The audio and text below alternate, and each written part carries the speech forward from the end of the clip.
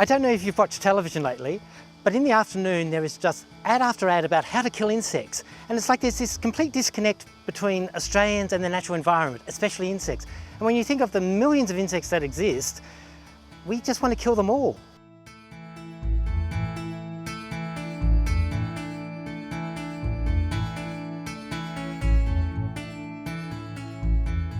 Wild Things is actually promoting insects and wildlife in general by placing native beehives on people's properties.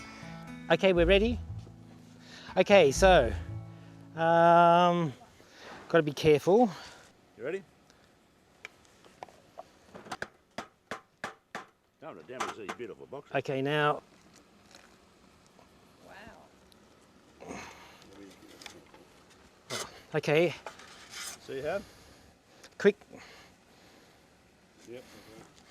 One of the really good things about this program is that it connects people with a beneficial insect. You're not going to use your insecticide and your fly spray. They're actually very protective of their bees, and it's creating a positive relationship between us and part of our wildlife. Now I'm just going to mark where this is, because the bees have a very finely attuned GPS, and the biggest problem with bees is just moving at a short distance. It throws, like a few centimetres doesn't matter, but a metre, they'll keep coming back to where they're supposed to go. I suggest you put it about 1 kilometre away. Yeah. Sam, check it out, man. It's very thin and Just very sweet.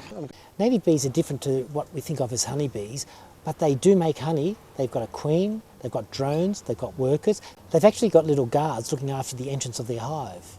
If you get attacked by a native bee, it's going to either bite you, not sting you, bite you, and that's very rare. Or if you actually try and get into their hive, they're going to resin you up. So it's like watching a bad Boris Karloff movie where you get mummified. Normally on Envirotube, we're showing you native bees in man-made boxes. In reality, they're all over the place, but they're hard to spot. I'm standing in the heart of Clarke, and behind me this giant ironbark. It really is a very interesting tree. It's growing on the road, but that's not the only thing that makes it interesting. At the base of this tree is a trigona carbonaria beehive. These stingless bees are fantastic pollinators and living in amongst us without anyone having a clue that they're here. In any given week, thousands of people will be walking past this hive without having a clue that they're here. Behind me, I've got a train station.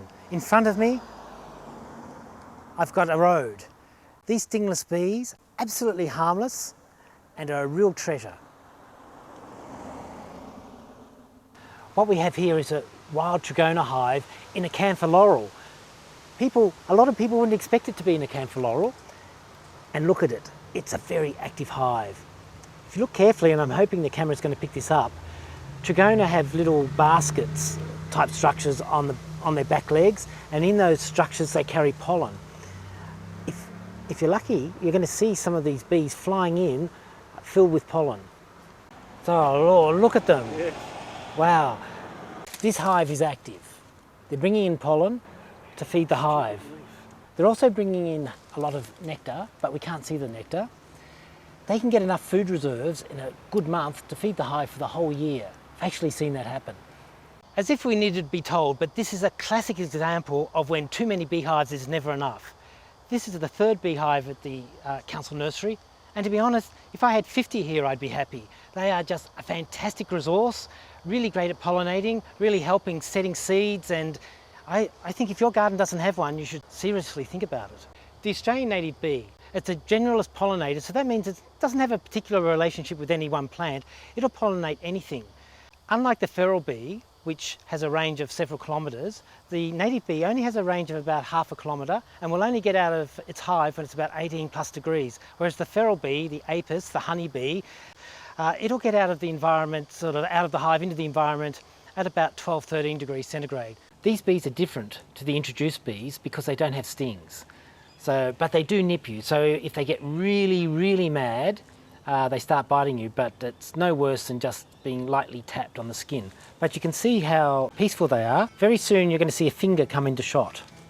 The bees, they'll actually land on my finger and not do anything. I've seen little children stand in front of them and do exactly this and never have a problem.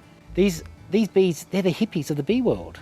They use the pollen for food and they regurgitate the nectar to make honey. Well, that's Envirotube done for this month. Hope you've enjoyed it.